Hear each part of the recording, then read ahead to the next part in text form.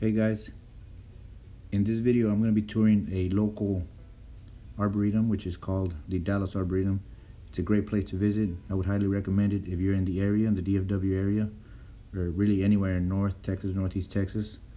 This arboretum is huge and there you could spend days there really, but I'm just going to cover quick areas that I saw. My main reason for the visit was to see what plants were doing good in this extreme heat that we're currently having here in the DFW area, zone 8A. So this, what you're seeing right here, is an open area which has direct sunlight. You see purple fountain grass, canna lilies, and there's a lot of coleus. And what I noticed is a lot of these plants need a lot of water, and you can tell because when you walk on the ground it's basically mushy, so much water that it has, and you can tell the coleus here is still stressed out, but the artwork is pretty amazing.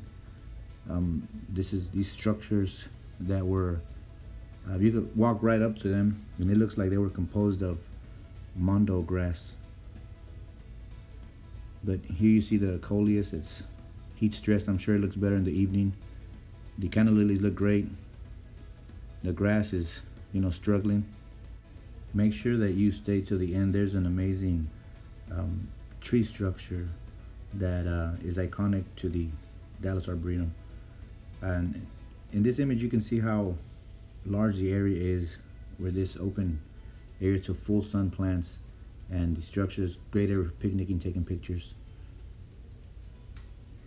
So right here we're entering a room, you would call a room, where they have water features, a little cascade, waterfall, and very formal. They used a little bit of boxwood there and some yew. And then I like what they did here. Instead of using actual trees, they're using vines. And you can see there how they have them set up. And it gives it an enclosed feeling, tree, like somewhat of a tree, but it's not. And here's another image of the same room from a different angle. This room actually gives me somewhat of a Tuscan feel with the tall, thin trees, and also if you saw the house that's on the property, it has a terracotta roof, and the formality of it. But right here you see a White Rock Lake in the background, real nice area for pictures, and they have some artwork here and there, but they don't overpower it. And I'll just let you listen to the water here.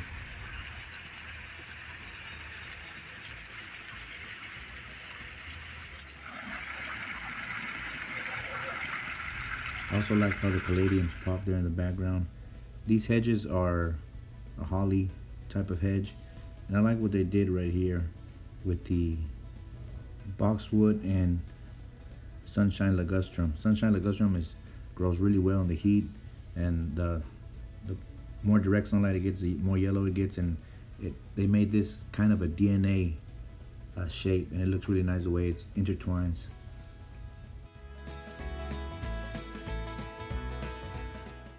In this area you see a pathway bordered on both sides with large magnolia trees.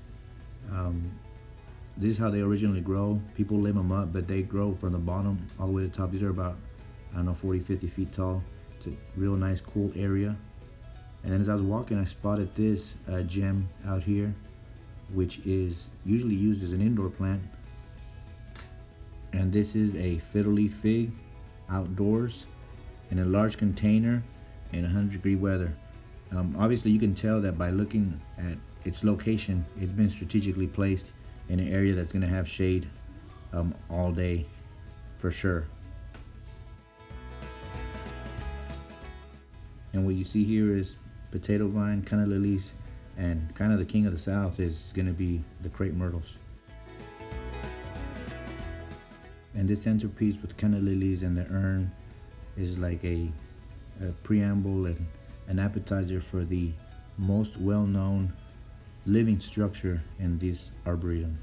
which is the Crepe Myrtles. This alley, and it looks amazing all year long. In the winter they lose their leaves, but the dappled light always comes through, and it looks amazing. Amazing for photography, amazing for observation, amazing trunks. The flowers look amazing. And this is it. I hope you enjoyed this last part. It's always been amazing to me just to come here and have this as a conclusion to a trip to the Arboretum. Until next time.